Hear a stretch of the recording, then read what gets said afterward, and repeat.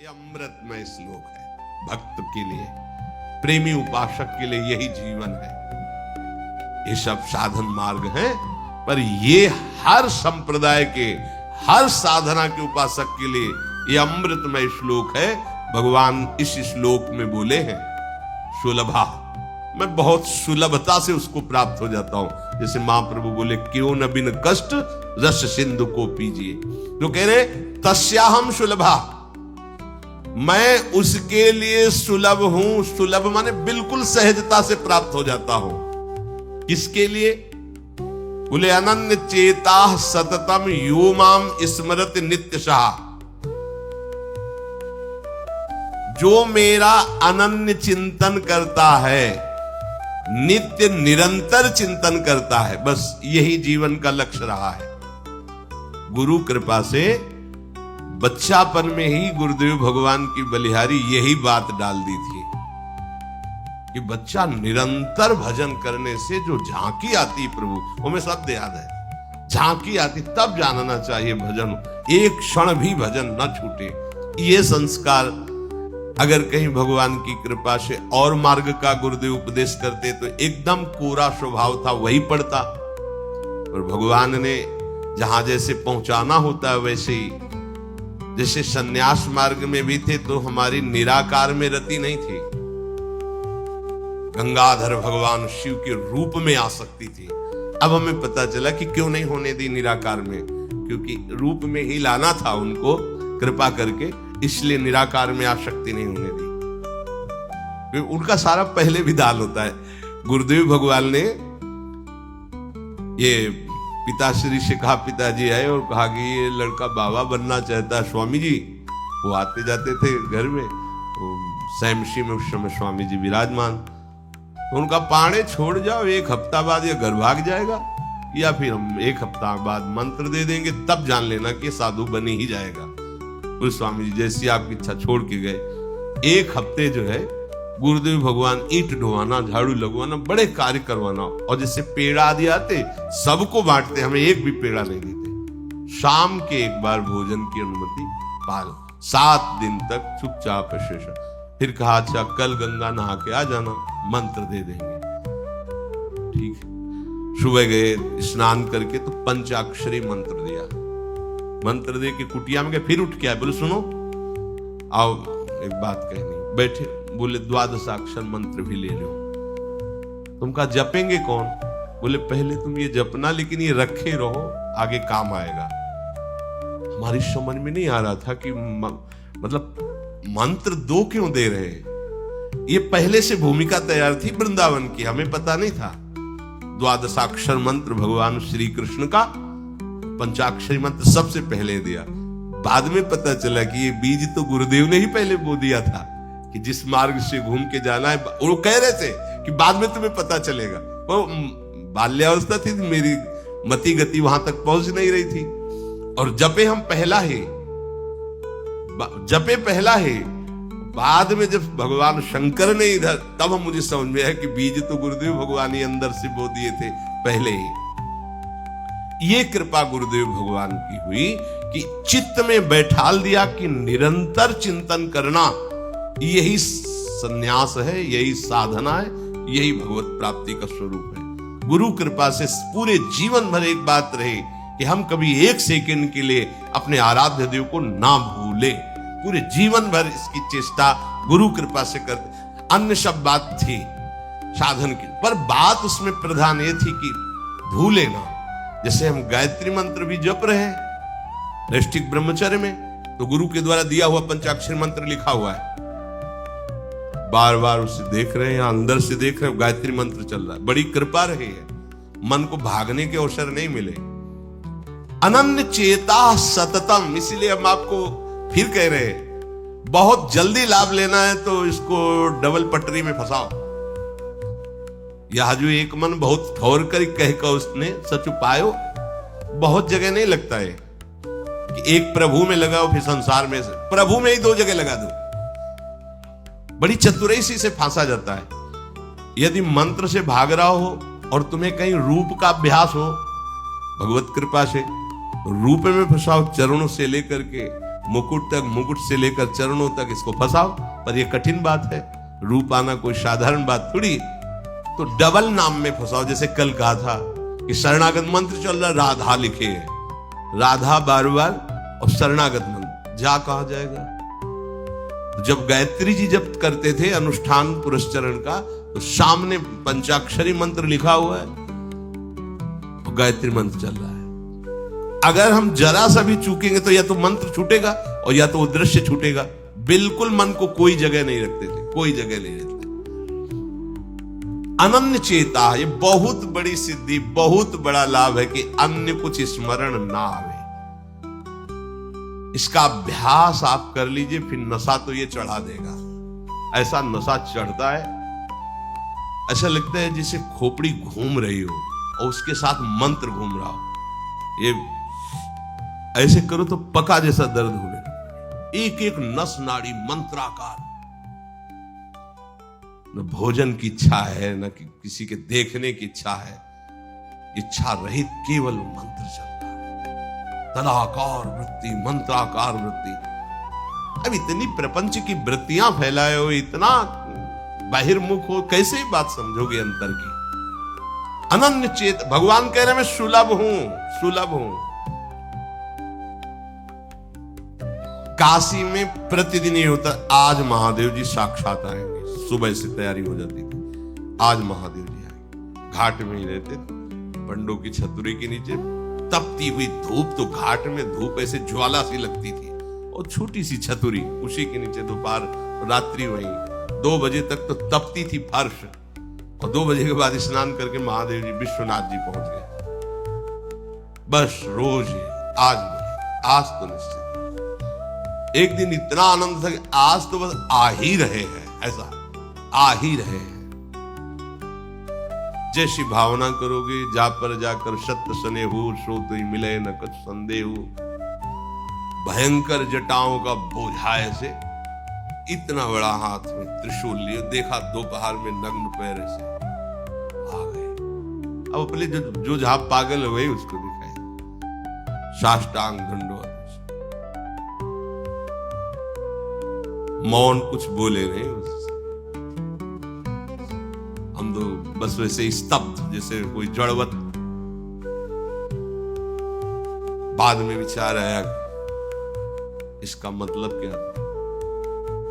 मैं ही मैं हूं, दूसरा कोई नहीं। अलग से देखने की भावना मत करो, कण कण में मैं विराजमान। एक दिन भाई जी के प्रति बहुत आकर्षण जब था, एक स्वप्न देखा कि स्वप्न में हम भाई जी से पूछ रहे कि मुझे श्री कृष्ण की प्राप्ति कब होगी।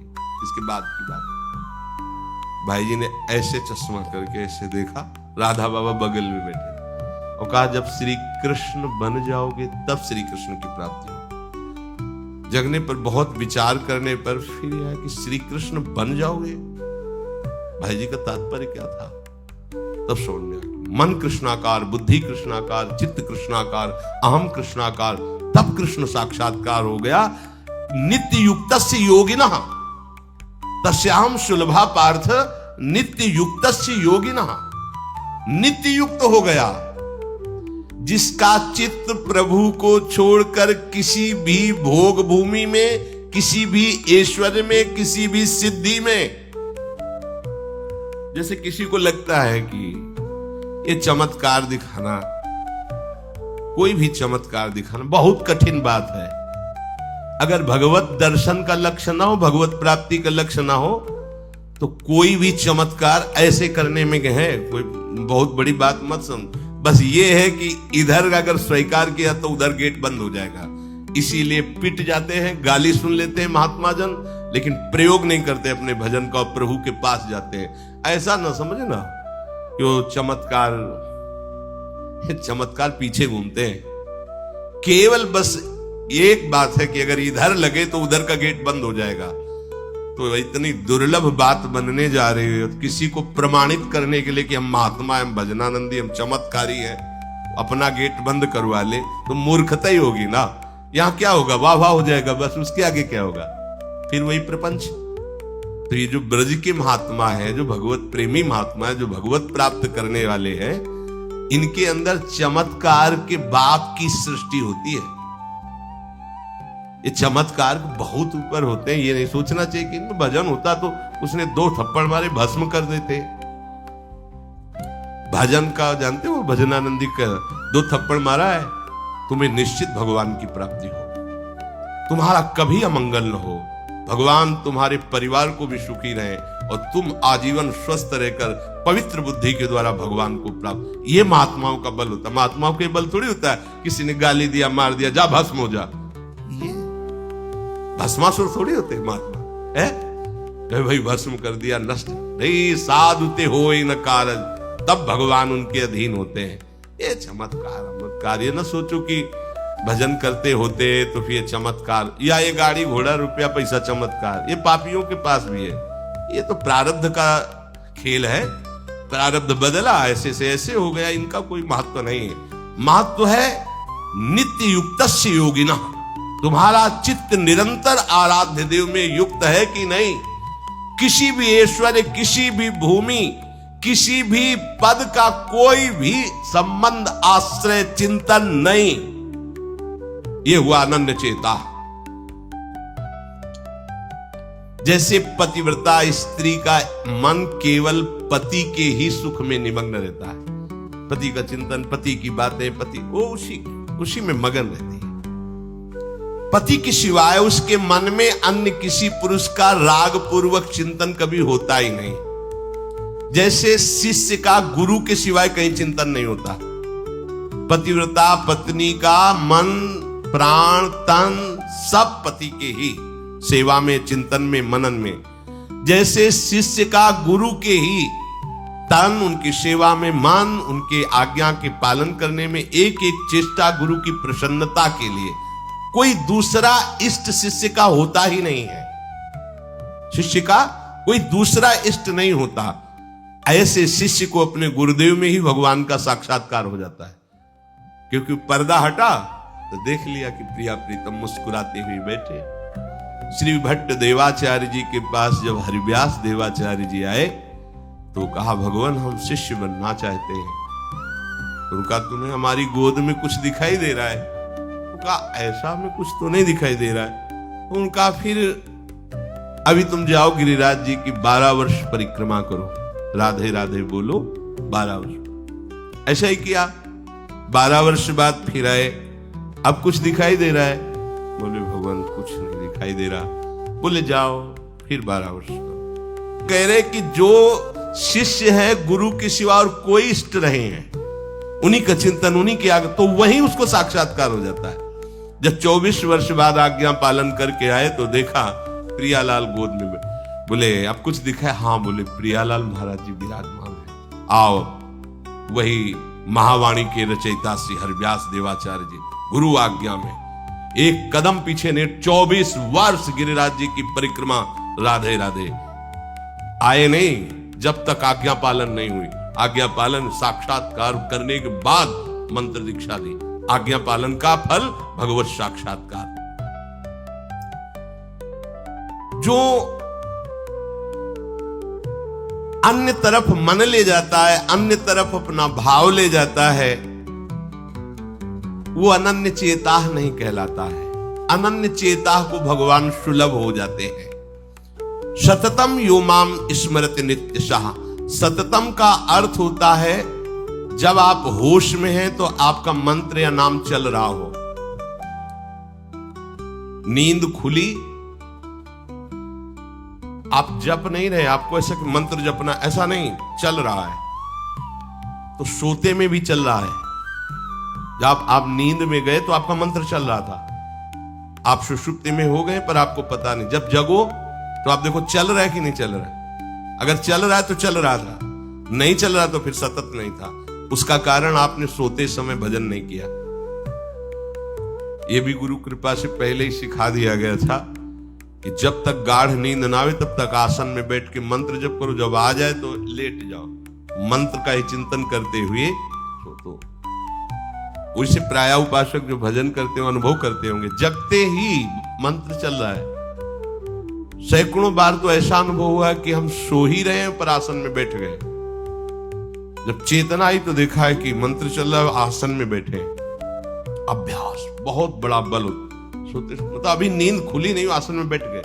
बिल्कुल कभी भी जीवन में मतलब 10-5 मिनट का अंतर तो कह सकते हैं, लेकिन ऐसा नहीं कि आधा घंटा 1 घंटा का अंतर कभी जीवन में पड़ा हो।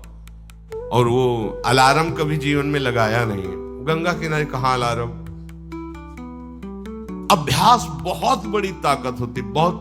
आप सोचो, अभ्यास नहीं तो नेत्र खोल के भी निशाना नहीं लगा सकते। अभ्यास है तो शब्द पे गोली मार देगा, आवाज हुई ठीक वही गोली लगेगी। अभ्यास बहुत बड़ी ताकत होती है। अभ्यास इतना भजन का सततम योमम स्मृति नित्यशः, बहुत कठिन लग रहा है ये, पर एक बार मन पकड़ लेगा तो बहुत आनंद आएगा। कैसी कैसी आनंद वृत्तियां होती हैं निरंतर भजन करने वालों की। दूसरे की जरूरत नहीं, अपने आप में नाचता है, अपने आप में बातें करता है, अपने आप में हंसता है, अपने आप में खेलता है। उसे किसी और की जरूरत नहीं होती। वो अपने आप, जो आप है ना, वो अपने आप से खेलता है, अपने आप में हंसता है, अपने आप से बातें करता है। जो भगवत प्राप्ति करना चाहता है, जो अध्यात्म की ऐसी ऊंचाई पर पहुंचना चाहता है जहां काम, क्रोध, लोभ, मोह, मद, मत्सर, ईर्ष्या, द्वेष इनका प्रवेश ही नहीं, इनकी पहुंच ही नहीं है, कितना उस हृदय में आनंद होगा जिसमें कोई कामना नहीं, कोई द्वंद्व प्रभावित नहीं कर पा रहा। और यही तो प्राप्त करने के लिए हमें मानव देह मिला है। पीछे के पद में भगवान ने भक्त्या युक्तः शब्द का प्रयोग किया था। भक्ति युक्त, भक्ति प्रभु के सिवा अन्य कोई हमारा प्रिय न रह जाए, यह है भक्ति की कसौटी। ज्ञान की कसौटी, आत्मरति के सिवा और कहीं रति न रह जाए। आत्मावान, आत्मरति, आत्म क्रीड़ावान, बात एक ही है। हम श्री कृष्ण बोले, ज्ञानी आत्मा बोले, योगी परमात्मा बोले, भक्त भगवान बोले, वो एक ही बात है। पर अन्य कुछ रह जाना, ना वो ज्ञानी है, ना वो योगी है, और ना वो भक्त है। भक्त्या युक्तः,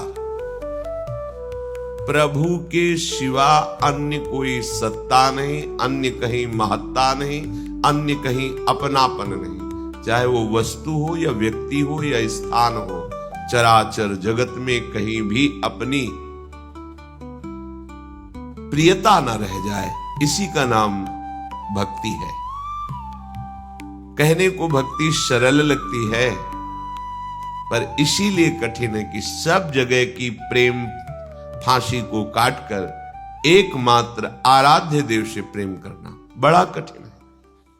बातें बना लेना बड़ा सरल है, पर अपनी ममता को, आसक्ति को समेट पाना बहुत बहुत कठिन है। कोई बिरला साधक ऐसा होता है जो अपने लक्ष्य की तरफ रखता है, भगवान सामने, सद्गुरुदेव सामने, पर ये दुष्ट इंद्रियां और मन जगत को ही पाना चाहते हैं, जगत को ही भोगना चाहते हैं, जगत को ही देखना चाहते हैं। कैसी मलिनता! इसलिए भक्त्या युक्तः, बातें केवल कर लेना थोड़ी होता कि हमें भगवत प्राप्ति करनी। भगवत प्राप्ति करनी है तो इसके मूल में सारी बात आ गई कि अब मुझे और कुछ चाह नहीं रखनी, और कोई कामना की पूर्ति नहीं करनी, और किसी से अपनापन नहीं रखना, मुझे प्रभु चाहिए। ये सावधान हो जाइए, आप एकांत में भी भगवान के सामने हैं, आपको हमारे श्यामा श्याम देख रहे हैं। ऐसी भावना से हर समय सजग रहोगे तो पापाचरण बंद हो जाएंगे। पापाचरण बंद होते ही हृदय प्रभु की तरफ भाग पड़ेगा। प्रभु की तरफ भागना क्या है? प्रतिक्षण उनका गाढ़ चिंतन। फिर किसी सुख की तुम्हें आकांक्षा नहीं करनी पड़ेगी। किसी सुख का तुम्हें अभाव नहीं लगेगा। इह परलोक सकल सुख पावत, मेरी सो भैया कृष्ण गुण संच। तुम्हें मेरी शपथ है, तुम कृष्ण के गुणों का गायन करो, कृष्ण नाम रटो, कृष्ण रूप ध्यान करो। इसका फल होगा प्रियाजू के चरणों में प्रीति। जिसका गोरे चरणार बिंद से संबंध है, यह परलोक किसी भी सुख की चाह ही नहीं रह जाती।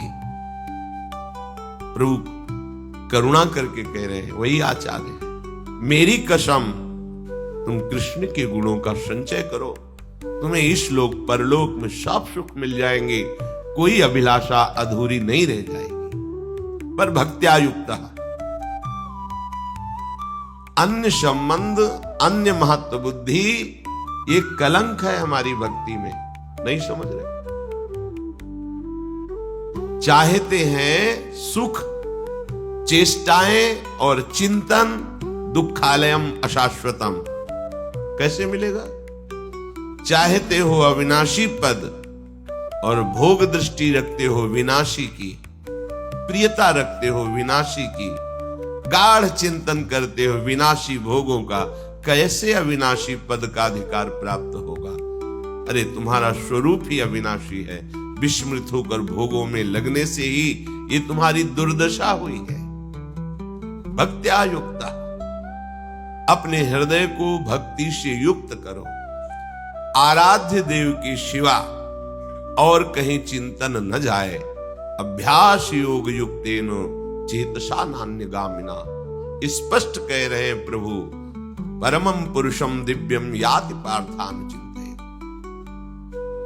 निश्चित परम पुरुष दिव्य, उस परमात्मा की तुम्हें अनुभूति होगी, उसका साक्षात्कार हो